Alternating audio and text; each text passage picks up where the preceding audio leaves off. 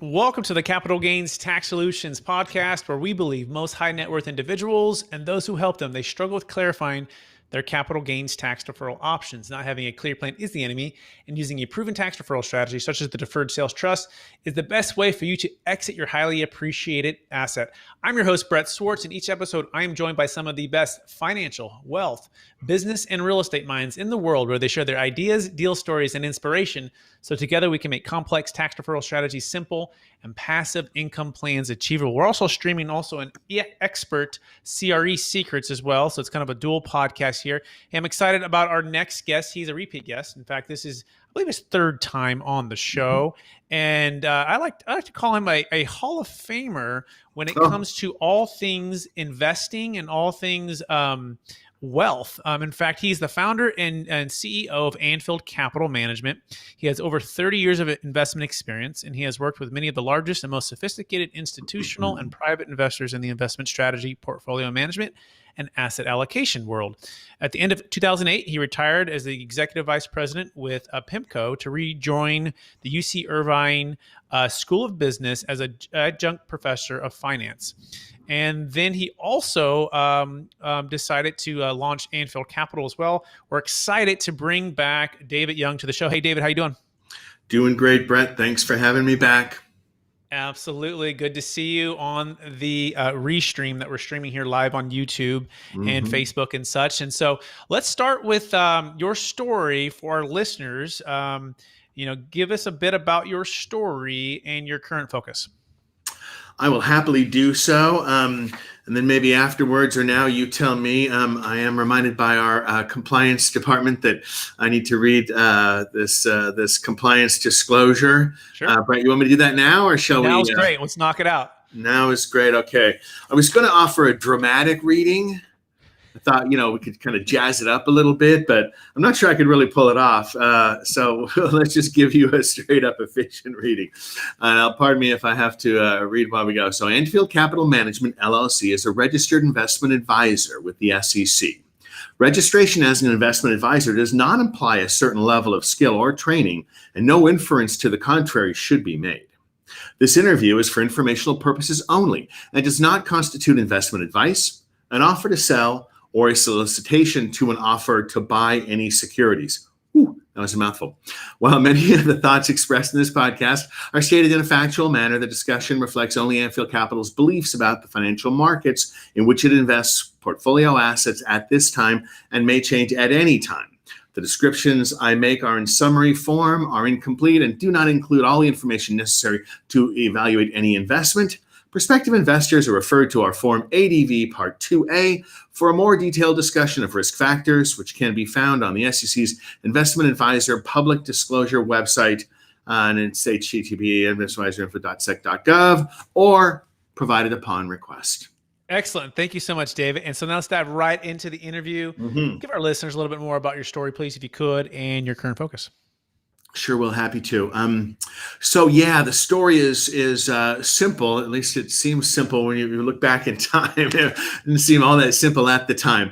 I often say that if someone had told me 10 or 15 or 20 years ago that, I would end up here and we would end up here doing what we're doing and working with great people like Brett and working on, doing a podcast and working on, with clients who, Deferred Sales Trust and other tax minimization strategies, as well as just general investment strategies, I would have said no way. But long story short, started off a number of years back out of undergraduate, actually at Rockwell International. So we're going way back, but we'll do it fast.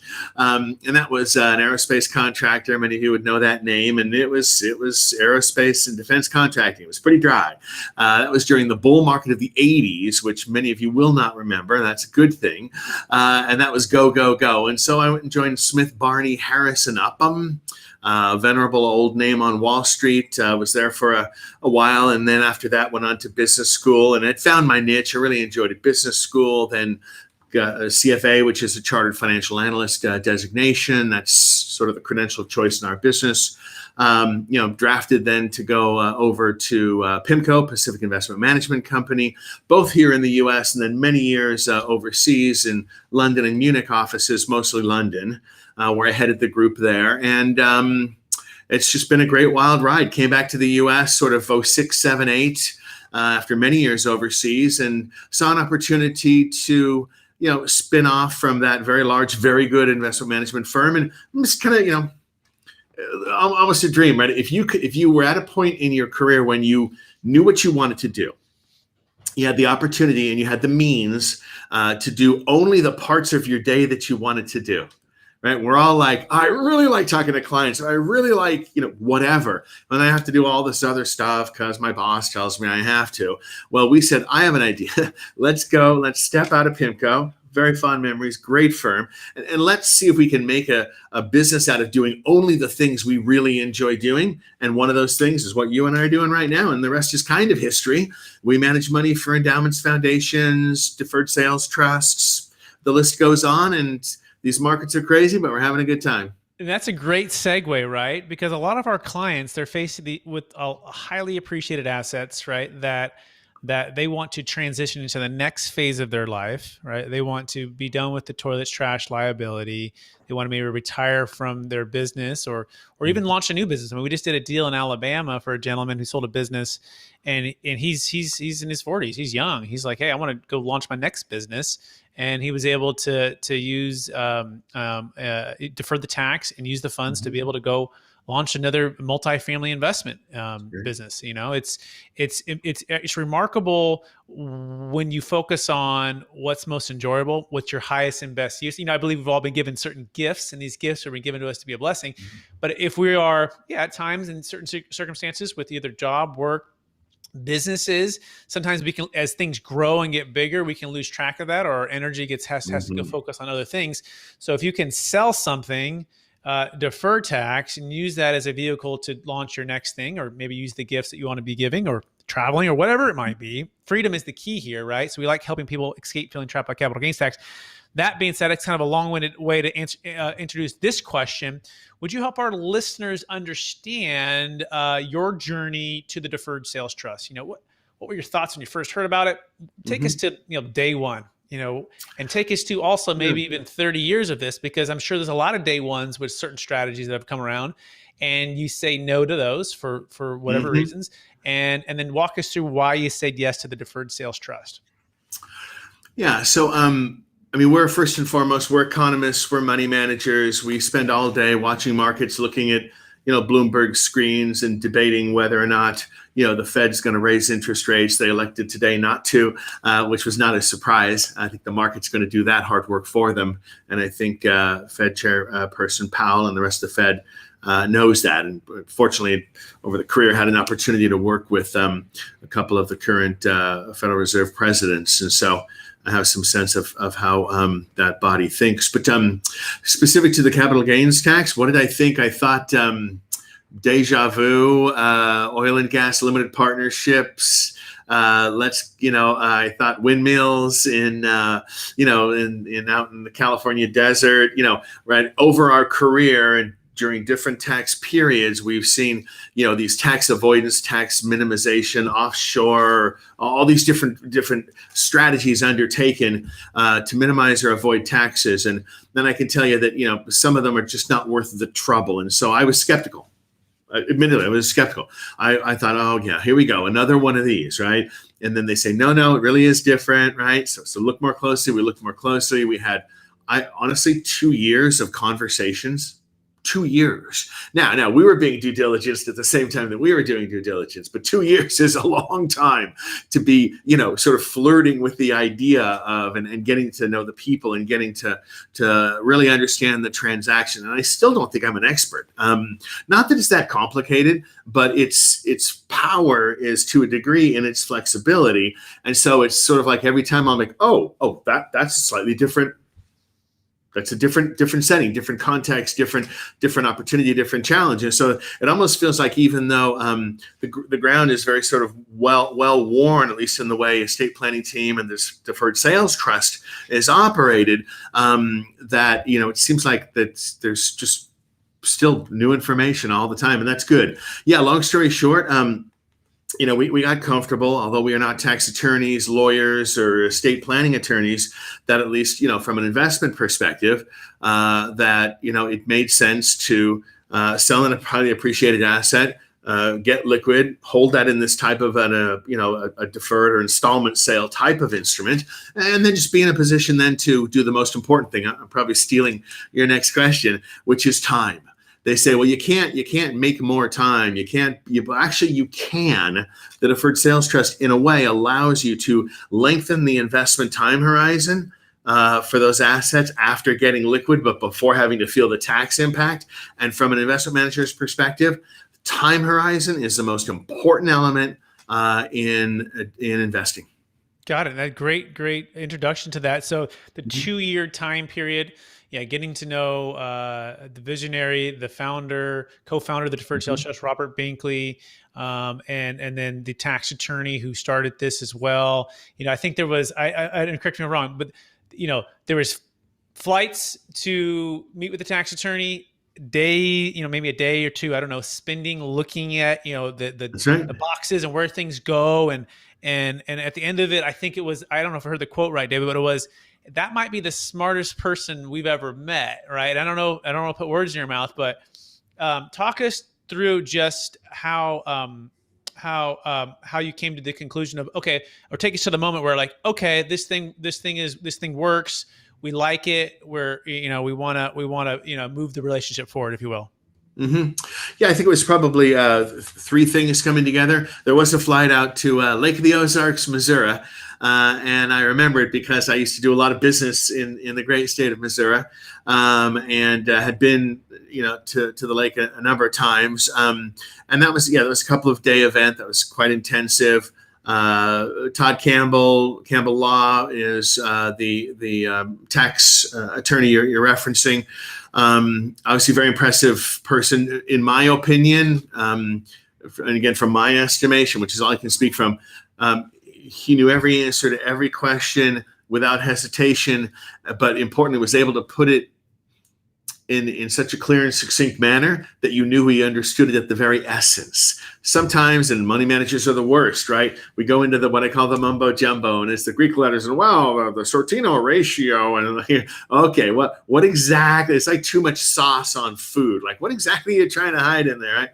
Anyway, and so those were enlightening, or sort of revelation sort of moments. And then I think I'm seeing the first one go from idea through the process and understanding, and I had an occasion to do this this was maybe 18 months ago, right? Start to finish, and just watching it as it unfolded and developed was also very helpful. And then separate to all of that, talking to someone that I knew, and I didn't even know this person was working with a Deferred Sales Trust. It's a college buddy of mine who lives in the area, and then chatting with him about his experience. And so I got to see it from the technical aspect, the practical application, and then the user's aspect.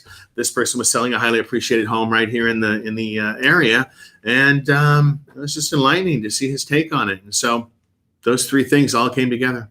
Excellent. Thanks for sharing. And so, by the way, you can go to capitalgainstaxsolutions.com to learn more about the Deferred Sales Trust. And if you're a client who is already listening to this, we love to bring David on because, by the way, he can help. He's an option to help manage the funds. That's part of what his team does. And our goal here at Capital Gains Tax Solutions, and also the estate planning team, the goal is aligned with both organizations to try to provide what's called a dream team. We want to bring some of the best wealth advisors and real estate ideas, and try to help you create and preserve more wealth. And that the Deferred Sales Trust is the tool, and the team helps to execute all of this. So you can go to capitalgainstaxsolutions.com. That being said, okay, so you went from 2-year due diligence, you see the technical, you see the practical, you see the application with the user who's selling a high-end primary home in Southern California, and now fast forward, I don't know, maybe that's a year or 2 ago now. I'm not sure quite on the time frame of all of that, but why is the Deferred Sales Trust so important or so powerful right now for high net worth individuals selling assets that are highly appreciated? So what would I say? I would say number one, taxes aren't going down. I think we can all probably agree on that. Some might debate that, but I can tell you, as an economist and a market watcher, and someone who reads policy statements from administration, state, federal, see the amount of debt being issued. We see it all, and I think taxes aren't going down. So if anybody were waiting for a better tax environment to sell, be it stocks or a house or a collection of cars or whatever life has to bestow on you, that strategy is probably not going to bear fruit. Yeah, number one. Number two, I think diversification is important. It's always important. I think it's more important now. Here's what we've seen, especially in environments where there's so much liquidity and just money sloshing around. Certain parts of the market, we're seeing them get very sort of, overstressed. Other parts, there's still a lot of opportunities out there. The real estate market is strong. Prices are up. That's good. I do always laugh sometimes in the stock market. Clients will say, well, I do want to reposition my portfolio and get more diversified. But I have a lot of, gains. I have a lot of capital gains in these stocks. And I don't want to pay all those capital gains taxes. So now this is specific to the stock market. So I want to wait for the stock prices to come down. So you've made a lot of money. And rather than pay a little bit, we could argue maybe more than you should, that's for another day, to the government, you want to wait till you give back some of your gains to the market. This is not a good strategy. So I think diversification is always important now, maybe more so than ever. Those two things, I think, come together most powerfully.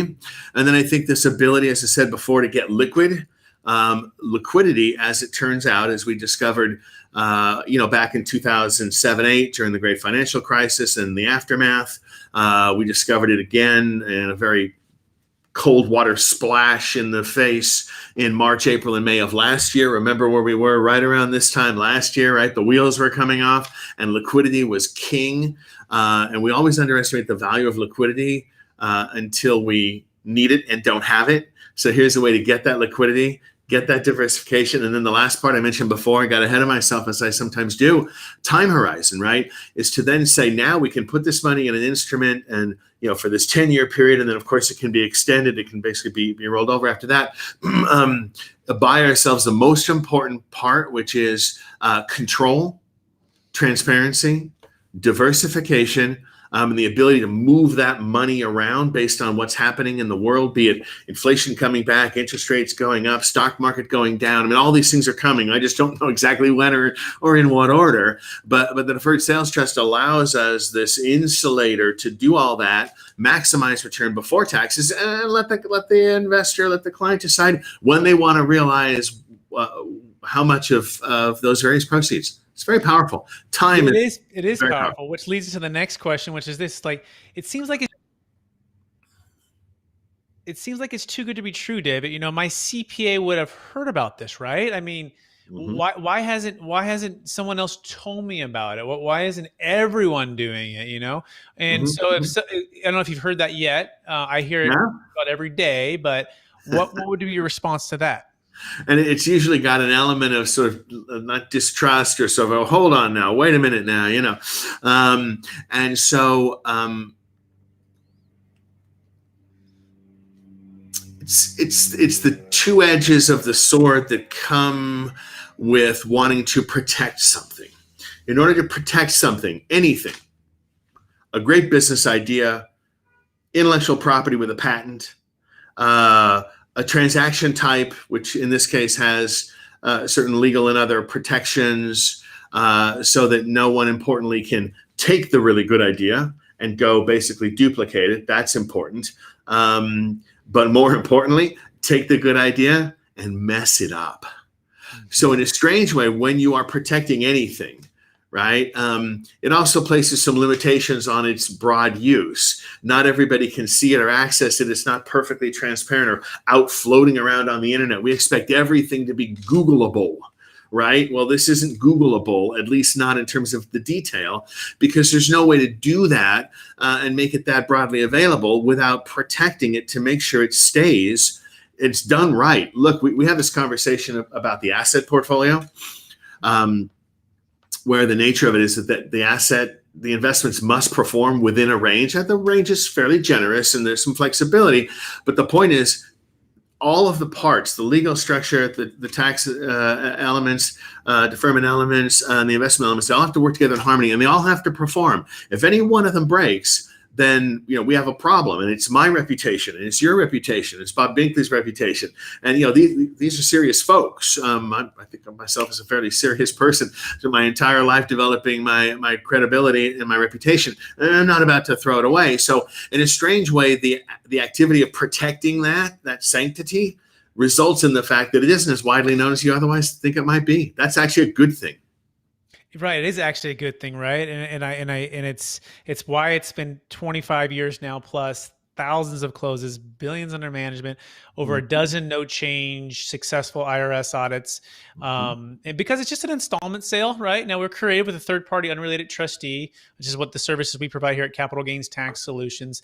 But it takes a team of professionals to execute this in a way that maintains the law of IRC 453. And that's important to mention. By the way, we also think and believe and would hope to think that just the same fact that you can diversify the wealth, the IRS also says that could think and would believe that you're going to diversify the taxes being paid, right? Because this is truly deferral. This isn't avoidance, right? What we're saying is they're actually locking in the gain, versus the 1031 exchange where it's, right as it stands right now, it's kind of, you can drop into your swap or swap into your drop. And in 2008, when things were not diversified, and if you're trading one single asset for another single asset, taking on a bunch of debt, guess what? Things can stop, and all of a sudden that gain gets wiped out. And guess who else who doesn't get the tax on that? The IRS. Whereas in the Deferred Sales Trust, we're taking that gain and we're kind of locking it in and we're preserving it, right? And we're going to spread it across potentially 100 different investments in 100 different companies, right? From different countries, different areas, different. It can be real estate, it can be stocks, right? It could be hard money lending, it can be a number of things, and therefore it increases the chances of when you receive payment, you'll pay tax. Also, by the way, it gets new property taxes, right? Because the property sells. The agent gets the listing. He has to pay tax on the commission. So it's actually a win-win-win. So would you dispel maybe where folks think it's not a win? And any thoughts on that, on David with the IRS?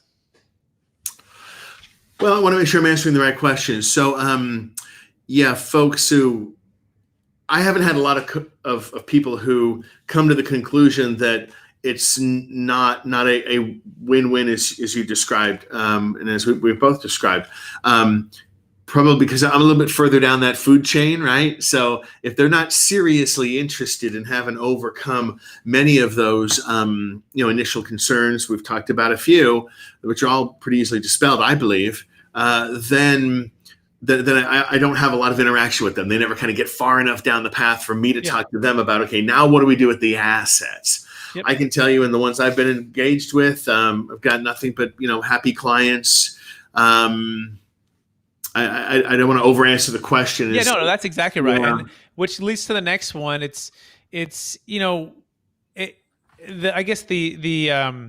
Like, what is the Deferred Sales Trust? It seems too complicated, right? It's too good to be true. Okay, we figured out the legal, it's proven, it's done. Okay, but the next thing is, but it's just too complicated for me or my advisors to understand. My counter to that, I'm curious what you think, David. It's, well, they haven't done it yet, or their clients haven't done it yet until someone's done it that they know. And kind of like your story, right? Where you said you had the technical part of it, you had the practical part of it, and then you had the application with a friend of yours, right?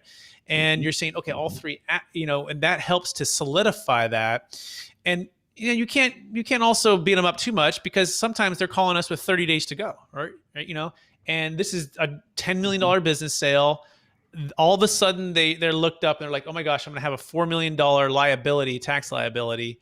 Oh my gosh. And it's such an emotional big thing. And they go, I don't understand everything over there, so I'm just going to either A, not do it, or acquiesce to what my CPA says, who's never seen it either.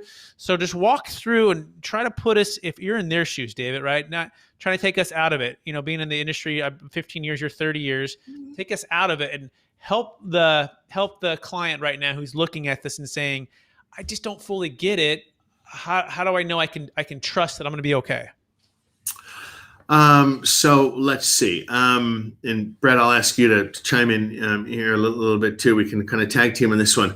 It's funny. Someone, at least in terms of conceptually, compared and contrasted a deferred sales trust with either a basic IRA or a self-directed IRA, where someone might elect to purchase a piece of real estate in your IRA, which you can do. There's such a thing as a real estate IRA, right? And it's just like the other one, except it's buy real estate in there. And now there it's different because it would be an initial purchase, or you'd be investing in something that hadn't appreciated yet. But if you forget about that part, right? What is it really? It's an IRS tax code, just like 401k and the IRA tax codes, right? There's a bunch of them, right? Which basically says that if you're investing money or owning an asset for these set of purposes, which we believe to be, good, retirement, whatever the case might be, right? There's some elements of kind of the tax code wanting to incent, the right kinds of behavior. And you open up this particular type of an account and it's conforming, right? It's got to meet these different rules and regulations. That if you put an asset in there, you could buy one share of stock or whatever, put an asset in this instrument, it will grow tax qualified. In that case, we say tax deferred, right? Until such time. And there's some other conditions about age, which aren't part of this. That's because that's a retirement, right, vehicle, whereby you can defer payment of taxes. When you turn a certain age or choose to take it out, there might be a penalty if you take it out. It's really not different. It's if you keep it super, super, super simple, the only difference is here, rather than putting $1,000 in an IRA and then going out and buying some stock or some bonds, and then we start this whole journey, right? Here you're putting in something you already own. And then there's a note that comes back representing your ownership. There's a trustee overseeing it, right? There's all these different parties who are in place to manage it and make sure it does what it's supposed to do. It's really fundamentally no different.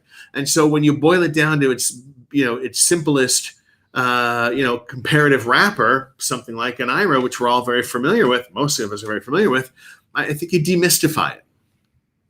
Very well said. Yeah, I couldn't say it any better. Couldn't agree with you more. And this will be the last one here on the deferred sales trust, and then we'll shift a little bit to what's going on with this. How does this bull market end, if it does end, and touch on Jay Powell's announcement to not raise interest rates for the foreseeable future.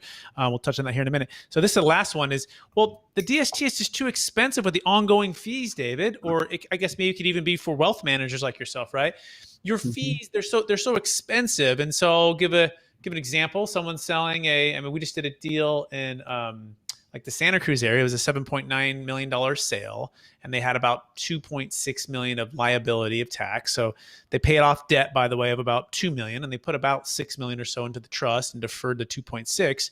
And they go, how can you charge, this? And that deal, I think it's somewhere around 1.3 or 1.4% on an annual basis, recurring, and the setup fee is about 1.5% of the sales price. You have a little bit of a break over $1 million. But that being said, just give us from the fee of the forest or the tree versus the forest, right? And how would you if someone's in the shoes right now thinking it's too expensive, what would be your response to that? I think here's what I would do, is I would take a step back and think about the expenses related. I would do three things. I would do what we call basically a holding period return analysis. So one investment says, if I understood you properly, you make the transaction, you defer 2.6 million in taxes, you're left with 6 million, right? And then I would say, well, what are 2.6 million in taxes deferred as a function of the initial sale amount, right? That percent, divide by 10. Assume a 10-year holding period. We can all do that math, right? Do that right now. So that's going to be a number. And I would compare that number to the original initial setup fees, right? I think you mentioned maybe is it 1.5% setup, right? Okay, divide that by 10, because even though you pay it up front, the reality is it's buying you this 10-year long transaction. Divide that by 10. Goodness gracious, that's like a fraction. That's 15 basis points. It's very little in the grand scheme of things. And then I would add that to your annual running costs to manage the money and have the trustee oversight and all that. I think when you compare those, I think you will find out that the break-even rate, right?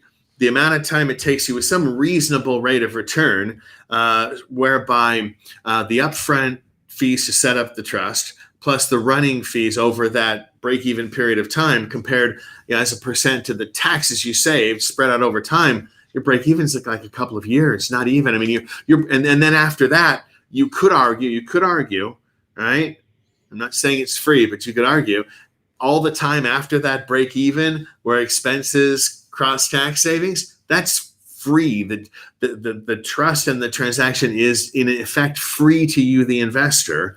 And so that's the way I would look at it. I don't think you can say, I would have to write a check for this for legal and a check for that for accounting and then pay ongoing management fees and trustee fees. You have to pick a period, make it 5 years. 10 years is the normal trust period, and just do that very simple back of the envelope math. It doesn't have to be rocket scientist. Don't worry about compounding of interest and all that. Just do simple straight line arithmetic. And I think you'll find that break even is really very early on in this transaction type, and the rest is you could argue gravy. Beautiful. Let me see if I can encapsulate that. And that was just so articulate and so well said. And I love the way you broke that down. So you take the liability, let's say 2.6 million, and you divide that by the price, right? The 7.9 million, or the asset sales price. Or even in this scenario too, I would also maybe wonder if you do it by the net proceeds, because they're going to pay off about $2 million of debt, so let's just put it at 6, and you divide that by 10, that gives you a number. And then you're going to take the 1.5%, let's say that's the number, and you divide that by 10, and you go, okay, that's about 15 basis points. This is a 10-year period of time. And then we're going to do the plus the annual running cost. And at a certain point, you're gonna contrast those two versus just paying the tax, and you're gonna get a break even rate where essentially you say, okay, this 2.6 that I would have paid, I'm earning interest on this net of the recurring running cost fees, and it breaks even at 2 or 3 years, and then after that it's all free or it's no longer costing me, right? My return on my investment on this, if you will, is now infinite returns. Is that a fair summary? Yeah, fair summary. A couple of things, caveats. So whether or not you do the 2.6 in tax savings on the original sale amount or the base, that could be debated. You could do it both ways. It wouldn't take long. It's just a pencil and a calculator or Excel. You would want to assume some rate of return for the monies that you didn't pay on taxes, but in fact invested, right? Here's the very simple point. Just in a simple snapshot, assume you have an extra 2.6 million. Cut right to the heart of the matter. You would have had the other money anyway, so assume marginal only. Assume you have 2.6 million more than you would have because you didn't spend that on taxes. Now, 2.6 million, taking into account, call it 1.5% per year. That's on 2.6 million. You're talking. Yeah, I came to the math in my head, unfortunately, very quickly, but you could assume that 2.6 million earns, something very conservative, 5% a year. I think we could all figure out that, 5% on the 2.6 million savings is clearly more than what all these other, what the other startup and running fees are on the total amount. Right. That's kind of the break-even analysis. Excellent. Very well said. And for those who want a full analysis, you can go to capitalgainstaxsolutions.com, and we can customize that for you. By the way, we don't charge anything for anything unless and if you close the deal. Unless the deal actually closes, so it's no cost, no obligation, due diligence period. All that being said, now let's shift to part of this episode now, which has to do with how does this bull market end? We're now recording this March the 17th, 2021. Jay Powell came out today and essentially and correct me if I'm wrong, said that there's no in the foreseeable future raising of the interest rates. Of course, it could change. Things can change, but he doesn't anticipate that. First of all, give us that summary, confirm that for us, and then let's chat about what are some key indicators that you'll be looking at to gauge that things are staying healthy as they can be, David.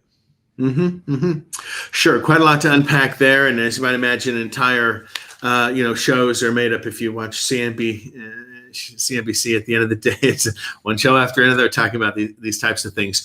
So let's see if we can't boil it down into simple terms. Context and history always matters, and so here's what I would say.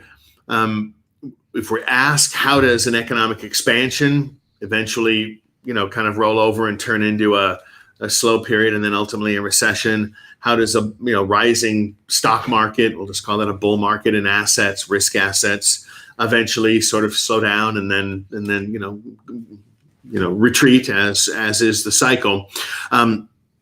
It's never exactly quite the same every time, and that's because the preconditions that started that economic expansion or that bull market in assets are never exactly the same. They can't be. It's just not possible. So if we want to know where we are in the cycle, and most importantly, so we can try and figure out how much further it has to go, we have to spend a minute and figure out how we got here. And I'm not going to go into a big economic and market history lesson, except to say we still to this day have material remnants of the great financial crisis of 2006, 7, 8, really. And that is a condition of a tremendous amount of liquidity, excess liquidity, I would argue, with inflated central bank balance sheets, because right around that time they stopped being pure referees and started being combatants. Imagine central bankers taking off their striped jersey and donning the jersey of maybe the jersey of one team and the helmet of another, running onto the field. It changes everything. And even the rules started to change a little bit. And so that was a really important period. Well, that's still with us today. You have a very active Federal Reserve in the markets more than ever before. You have this overhang of liquidity from 10, 11, 12 years back, something like that, more.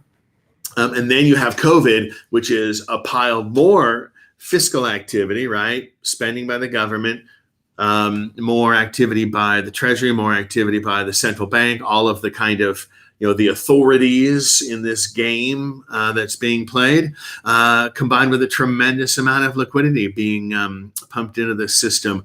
And that liquidity was the right thing to do. We had to shore up asset markets and credit markets and the consumer and small businesses. And now we have the $1.9 trillion additional stimulus package. I'm generally in favor of these measures. Only time will tell if it's too much. But funny thing about medicine, if it's too much, you can probably deal with that problem. If it's not enough, you have a whole different problem, which is the patient doesn't get better. The patient actually gets sicker, right? And so that's something we're going to be watching. But so the run-up, that 10, 12, 13, 14-year period of how we got here matters a great deal and affects how this ends. And we're watching, and the end is not near, don't worry. We're watching 7 or 8 different factors to give us a sense of when, both the economic expansion and for people listening in here too, and for the Deferred Sales Trust investors, when the bull market in assets might end. Let's focus on maybe one or two that you feel the most crucial out of the 7. Sure thing. Well, see, in my business, maybe like many businesses, you develop these age-old adages. I mean, how exactly old they are, I don't really know, but they're old enough to be called age-old adages, and and there are a couple that I firmly believe in. Number one. Economic expansions don't turn into recessions of their own length or breadth or magnitude. It's not like there's some magic tipping point that says, and you'll hear people say, well, there's 22 consecutive quarters of growth. That would actually be quite a long run, right, of growth. And that's the longest it's ever been in the post-war and blah, blah, blah. that doesn't matter. Every one of these is different, right? And as soon as you set a record, you better believe that you're just setting a basis on which to set another record. That's how the world and life works. So, we don't spend a lot of time looking at the length and breadth of economic expansions to try and determine when they end.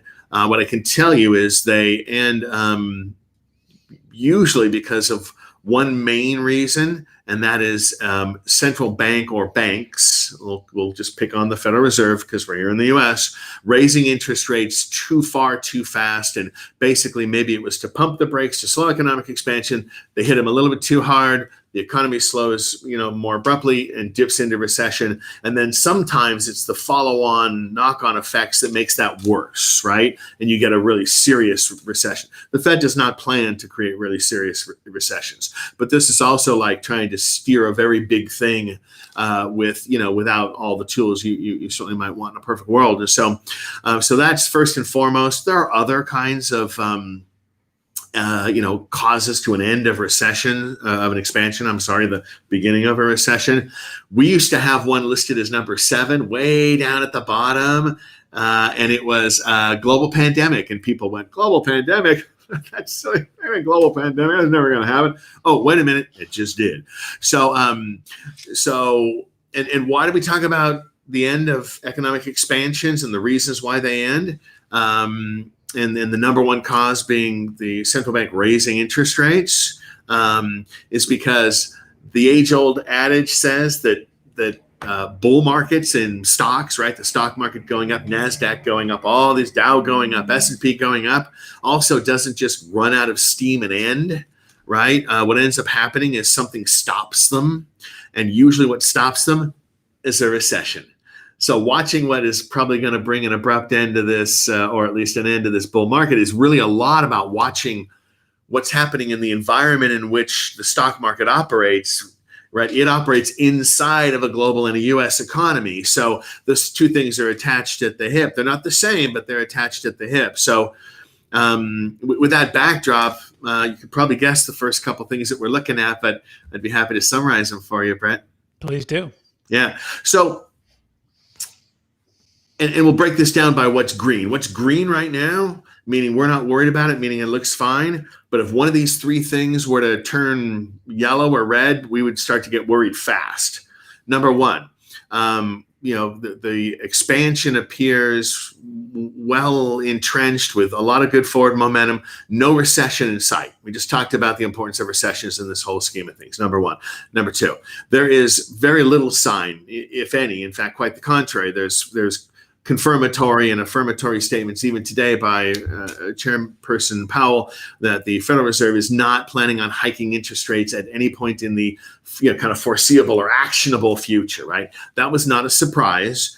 We expect the Federal Reserve and other central banks to leave this liquidity in the system to keep kind of trying to fuel economic growth and COVID recovery in all the different forms it takes. And so that's a bright green indicator, no problem there.